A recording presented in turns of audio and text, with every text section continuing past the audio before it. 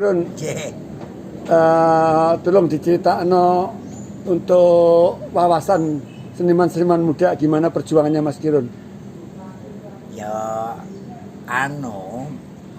aku nek ngaturi Pak Lulu Samiarso ngono wis rumah saku Sumiarso ngono ku rumah saku kok ketuwek. Mas Lulu kuwi nek kanggone nek Ponorogonan ya Kang Lulu Sumiarso. Ngaten, untuk ke depan ini justru pasar untuk seni dan budaya. Terus nek kula jangan sampai kita ngelupro karena hiruk pikuknya dunia khususnya Indonesia dengan modern ini justru orang mencari mesem, mencari guyu, mencari ketawa. Akhirnya larinya ya ke budaya. Ya budaya itu mulai Papua sampai Sabang sampai Merauke kan kita kaya dengan budaya. Tentunya karakter daerah masing-masing punya budaya. Lah ini pasar untuk para generasi muda. Jangan pesimis masuk di dunia budaya. Jadi optimis dengan seni dan budaya kita bisa bikin ketawa Indonesia itu wujud dari ibadah. Memotong garis kemiskinan itu dari budaya. Pegawai negeri itu gajian 1 bulan sekali, tapi nak seniman begitu tampil langsung untuk gaji. Ini ya kuwi naik pegawai negeri, naik tuwek untuk pensiun, naik dagelan kok kirun dadi dukun. Menghadapi perubahan zaman, sekarang kan zaman milenial, gimana kuncinya supaya bisa bertahan karena mau nggak mau kan harus survive ya. Kembali ke Undang-Undang Pemajuan Kebudayaan tahun 2017. Jadi kembali, jadi budaya itu ada 3, ya 1 pelestarian, 2 pengembangan, 3 pasar. Jadi yang klasik harus dilestarikan karena bisa berkembang, bisa modern itu ngambilnya mesti dari yang klasik. Kadang-kadang yang ada yang ngomong, oh kuno. Bulan kayak ya kuno banget, tapi wong butuhke bulan. Matahari ya kuno banget, wong butuhke matahari. Padi itu ya kuno, sejak dulu mbak kita nanam padi. Namun bagaimana cara menanam padi, memanen padi sesuai dengan peradaban baru dengan era modern.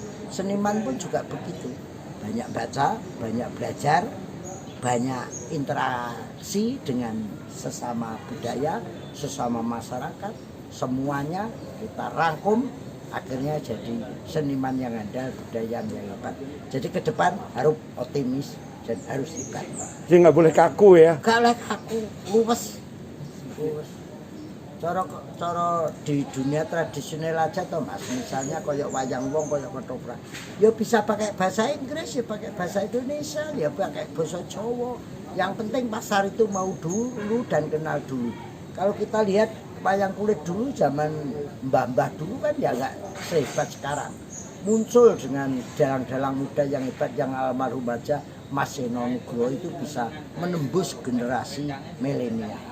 Waktu Pak Mantep sampai dijuluki dalang setan mergo sabete. Pak Anom Suroto dalang Kung Banarto Sabdo sanggit dan sastranya. Nah sekarang kalau sudah dikasih contoh ada pasti artinya apa? Berkarya. Perkara pasar itu nanti urusannya yang di atas, urusannya pangeran Payu Lanurane, namun kita tetap tapi optimis, tetap setiap berkarya mesti Pak. Mas Kirun ini kan mulai pagelaran pertama Puspa Budaya melibatkan tokoh-tokoh ya di Gedung Kesenian Jakarta tanggal 20 Mei tahun 2005 ya. Ya. Sampai saiki mohon apa? Kami itu kekurangannya apa Puspa Budaya misalnya ini kan kami kan alhamdulillah sudah kalau untuk masa 103. Pandemi ini kayak kita kan sudah 103 pagelaran. Kalau di masa-masa ini setelah bulan April ada corona ini yang kurang ya kurang pentas. Kita dengan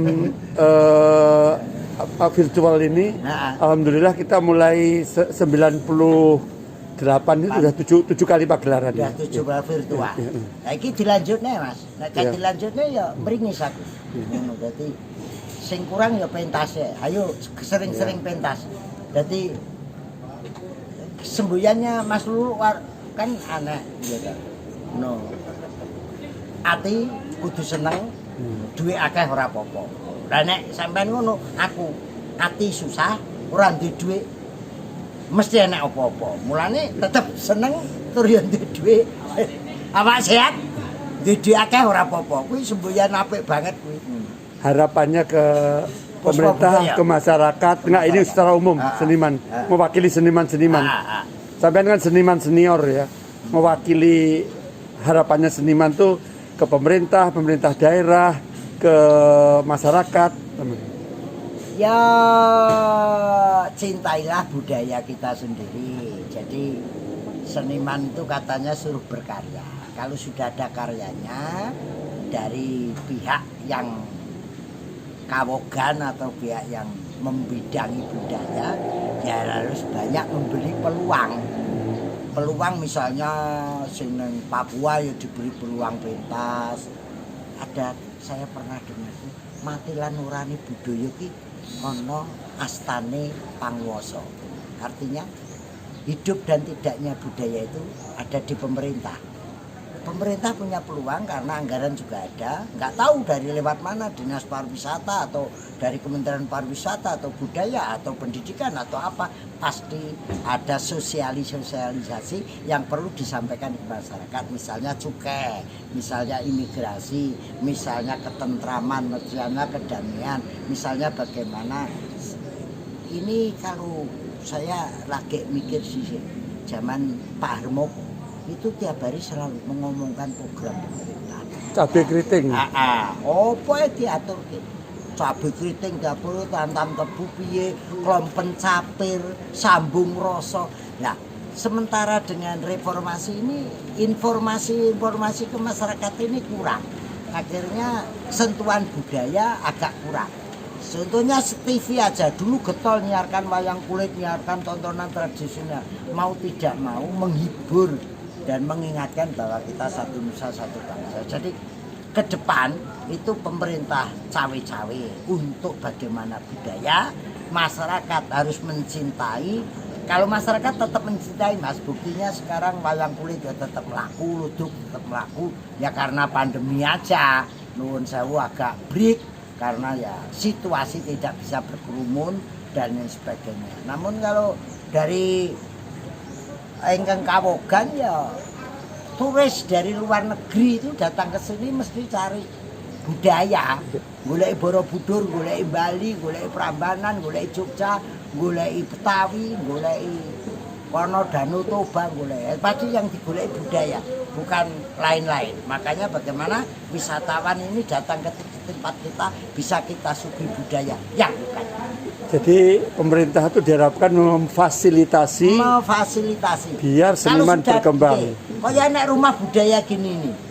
Dan nek kadang-kadang seniman itu izin, punya rasa izin, punya rasa sungkan dan apa sih karyaku untuk bangsa ini. Tapi kalau senimannya sudah bergerak, pemerintahnya memfasilitasi. Contohnya aja tiap kabupaten harus ada gedung kesenian, gedung pertunjukan, itu aja minim. Engko pomo eneke ya kon nyewa, listrike kon bayar. Jadi fasilitas supaya gedung ini berkembang, ya beri keleluasaan pada seniman. Ben kono obah, ben kono pentas dhewe, perkara gong sound system karo bisa pemerintah memfasilitasi. Jadi setiap kabupaten ada dua, soal itu dua ya. Jadi komite penanganan COVID melibatkan seniman tradisi itu sudah pas sebenarnya ya. KPC Pen Kominfo pas kan, bukan penanganan COVID saja. Nanti bisa, yang lain-lain bisa ya. Kita sudah pernah sosialisasi uang palsu, terus cukai rokok, namun kurang efektif. Tapi kalau Kominfo ini wow wis iki gencar terus. Mudah-mudahan ini menular ke bidang-bidang atau sektor yang lain. Agraria ya perlu Bisa sosialisasi. mengenai masalah sertifikat tanah. Sertifikat tanah dan sebagainya. Bagaimana mengurus sertifikat, bagaimana balik nama, bagaimana. Dan itu lebih kena karena orang nggak merasa digurui sambil guyon.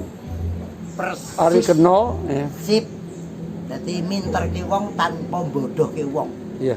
Jadi orang merasa cerdas tapi merasa tidak dibodohkan. Yo semuanya, badan perdagangan juga begitu. Gimana biar nggak baby lobster jadi geger?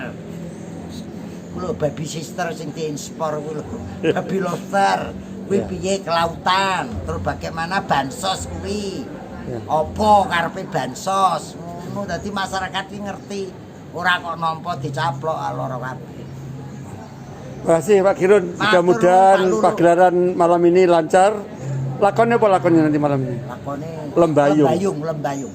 Mekaring budaya nampai kuncaring bangsa. Mencerdaskan bangsa bersama Puspa Budaya. Terima kasih Mas Kirun. Selamat sore. Assalamualaikum. Mantap. Salam warahmatullahi wabarakatuh. Ya, enggak.